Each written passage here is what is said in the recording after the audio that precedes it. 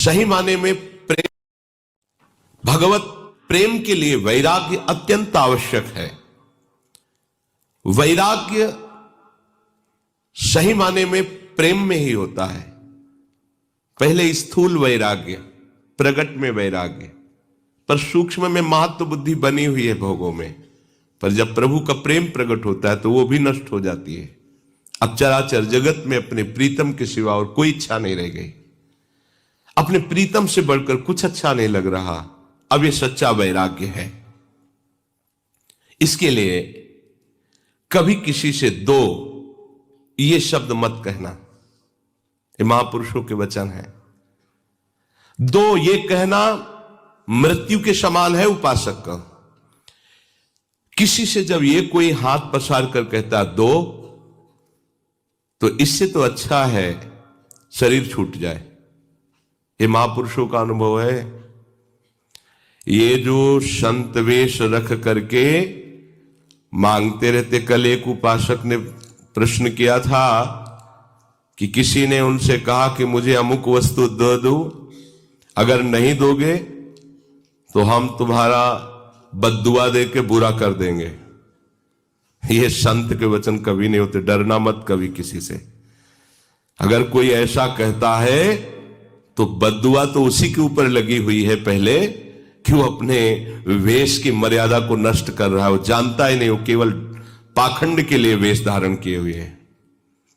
पहले हमारे साधु समाज में शासन था। ऐसा नहीं था कि कोई भी कैसा भी वेश धारण करके घूमे, ऐसा नहीं था। आपकी परंपरा क्या है? वो कुछ ऐसे साधुई भाषा के प्रश्न होते थे कि असली परंपरा वाला ही उत्तर दे सकता था, अन्यथा वेश उतरा लिया जाता था। क्योंकि तुम साधुओं की मर्यादा का नाश कर दोगे, लोग समझेंगे संत ऐसे ही होते हैं। गाड़ी में ऐसे हाथ मार रहे हैं,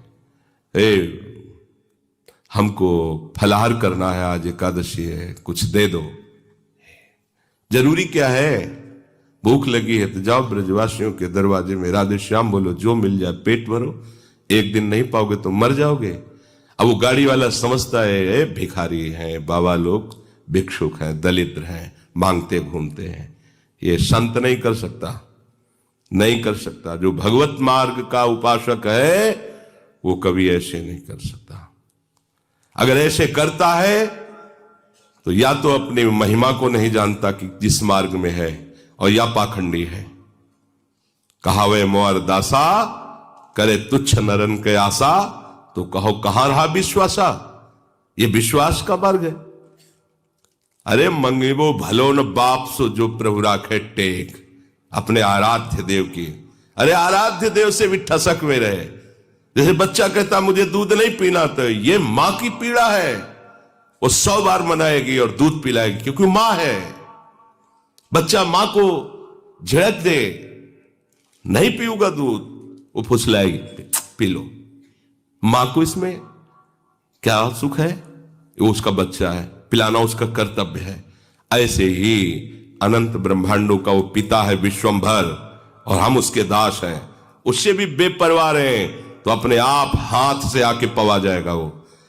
वो जितना भी मां में वात्सल्य है अनंत ब्रह्मांडों में, माताओं में, वो हमारे प्रभु के एक अंश से है। ऐसा वात्सल्य समुद्र कैसे तुम उनके दास हो, कैसे तुमको आवश्यकता की वस्तु नहीं देगा? कैसे दास हो तुम? मांगते घूम रहे हो। एक बार एक परिकर ने बताया था कि कुछ साधु वेश में आए और कहा कि हम प्रयाग में भंडारा करने जा रहे हैं, हमको इतने 1000 रुपए दो। बोले हमारी सामर्थ्य नहीं। बोले अगर हम यहां से विमुख लौटे तो तुम्हारा नाश हो जाएगा। ये साधु के वचन है? ये कोई संत बोलेगा? अरे संतों को तो पीटा जाता है, गाली दी जाती है, अपमान किया जाता है, तो भी वो मनाते हैं तुम्हारा मंगल हो। भगवान कभी त्रिकाल में इनका मंगल ना हो। ये बेचारे हैं, नहीं जानते हैं। और तुम्हें पैसा दे तो उसका मंगल मनाओगे, पैसा ना दे तो अमंगल मनाओगे। ऐसा साधु होता ही नहीं। ये तो केवल वेश का दुरुपयोग है, केवल वेश का पाखंड है। ये संत ऐसे नहीं होते। अगर कभी भी कहीं भी कोई भूखा प्यासा नजर आ रहा है तो आप अपना भोजन दे दीजिए, फिर आप देखिए आपको कैसा सुख मिलता है। सर्दी में कोई कांप रहा है, आप अपना वस्त्र दे दीजिए। कोई बीमार है तो आप अपनी सुविधा छोड़कर उसमें पैसा लगा दीजिए, उसको औषधि दिलाइए, ये कीजिए। लेकिन कोई ये कह रहा है कि मुझे इतने रुपए दीजिए नहीं तुम्हारा मंगल हो जाएगा, तो 5 पैसे भी मत दीजिए, बिल्कुल मत दीजिए। कुछ नहीं बिगाड़ सकता, वो केवल वाणी से बोल रहा है, उसमें सामर्थ्य नहीं है। सामर्थ्यवान ऐसे नहीं करते। भुगते दे न जाचहि, ये वाणी जी कह रहे। केतिक आयु केतिक जीवन, काहे विनाशत काज हटकत। कितना जीवन रह गया है उसके लिए तुम मांग रहे हो, ये बिल्कुल ठीक नहीं। अगर सच्चे मार्ग के पथिक हो तो 2 ये कहना शब्द नहीं बनता। भरण पोषण भगवान के द्वारा होता है।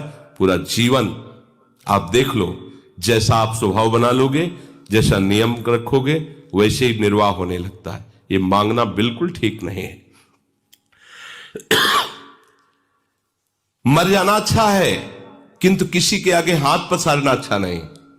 विरक्त हो तो केवल आदेश है आचार्यों का, भूख लगेगो मांग खाओगो, गिनो न साँझ सवेरो, ब्रजवासिन के जूठ टूक और घर घर छाछ महेरो। ब्रजवासियों के अन्न से उदर पोषण मांग करके 1-1 रोटी कर ली, इसके अलावा मांगने का अधिकार नहीं है। किसी भी चेष्टा द्वारा अपनी आवश्यकता की सूचना उपासक यदि किसी को देता है तो अन्य आश्रय हो जाता है और अपना पतन करा लेता है। जो कोई ऐसा सोचता है कि मैं मांग कर परोपकार करूंगा, वो परमार्थ का पथिक ही नहीं, अनुचित है। हमें यज्ञ के लिए पैसे दे दो, हमें भंडारे के लिए पैसे दे दो, ये बिल्कुल ठीक नहीं है। ये परमार्थ का मार्ग नहीं है, ये स्वार्थ का मार्ग है, एक व्यापार हो गया। महापुरुषों के वचन है। परोपकार के लिए मांगना भी अनुचित है। उपासक को भूख लगे तो रोटी मांग लेनी चाहिए, उससे गृहस्थी का भी मंगल होता है और उपासक का भी मंगल होता है। किंतु इसके अलावा 2 ये शब्द कहना, आपके 5 शक्तियां उसी समय चली जाती हैं। ह्री, श्री, धी, ज्ञान और वैराग्य। आपका तेज, आपका ऐश्वर्य, आपकी बुद्धि, आपका ज्ञान और वैराग्य, 5 नष्ट हो जाते हैं मांगने वाले से। मांगने के संकल्प से ही तुम्हारे अंदर मलिनता आ जाएगी। इसलिए भगवत मार्ग के उपासक को मांगना बड़ा भारी पाप है। मांगना शब्द मृत्यु है, नहीं मांगना। अगर मांगना है तो एक केवल आदेश है, रोटी मांग सकते हो अपने उदर पोषण के लिए, बस। वो भी एक जगह नहीं, 5-7 घरों से। कोई एक जगह बैठाल के पवाना चाहे तो नहीं पाना चाहिए, 5-7 घरों से। या फिर आकाश वृत्ति और निर्मल वृत्ति, माधुकरी वृत्ति से भी श्रेष्ठ है आकाश वृत्ति। प्रभु जो दे देते हैं, हम कोई चेष्टा नहीं करते, प्रभु जो दे देते हैं उसी से भरण पोषण हो रहा है। रात दिन भजन करो, कोई चाह नहीं, कोई मांग नहीं। उपासक जब विषयी पुरुषों का संग करने लगता है तो उनसे भी नीचे वो गिर जाता है, उनसे भी नीचे गिर जाता है। क्योंकि उनके अंदर तो ये होता है कि मैं विषयी हूं, मैं नीच हूं, ये संत है, ये भाव तो रहता ही है।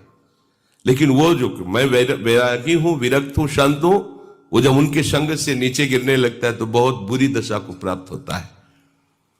हमें प्रभु के मार्ग में आगे बढ़ना है।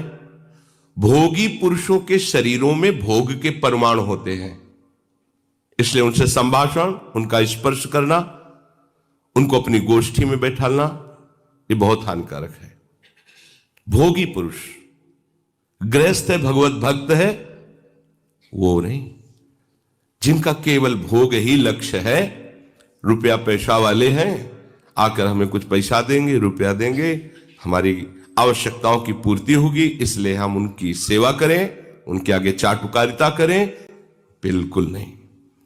उपासक को कभी अभिमानिनते न्यारे, ऐसा नहीं होना चाहिए।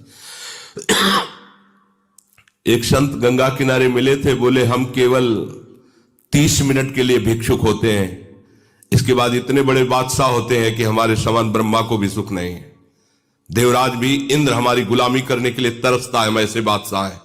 30 मिनट के लिए केवल हम भिक्षुक होते हैं, गए रोटी मां, इसके बाद बादशाह है, कोई भी चाह नहीं, चिंता नहीं, मनुआ बेपरवाह, एकमात्र परमात्म चिंतन में, विषयी पुरुष का आशंक नहीं।